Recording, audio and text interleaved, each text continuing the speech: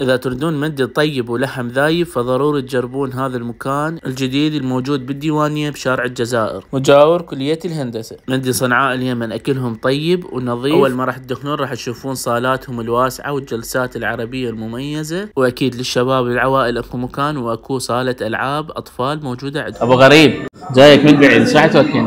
تعبان كلش تعبان. هسه عمي هسه وما شاء الله تبارك الله. ابو رمزي راح يطلع لكم الكيكه هسه من تحت. يا كيكه جبنا لك كيك. يا كيكه جبنا لك كيكه. شوف عمي هاي الكيكه، هذا التم من حقنا ماكو بالسوق منه اصلا، تمام بالحلق. الاطفال ياكلوها الصغار، اللي بدون اسنان ياكلها بدون اي شيء. ها نظيف نظيف عمي نظيف. الدجاجه بلش عمي هاي شنو؟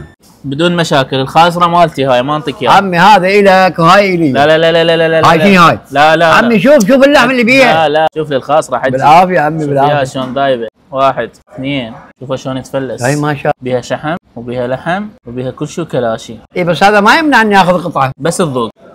يجيك تشريب، تاخذ شنو؟ خبزه من التشريب، قطعه لحمايه من الشحم، تاخذ ثمنه تنثر عليها، حتى اللي ما يشتهي يجوع. الطعام كيفكم في التالي؟ يحبون الفاصوليا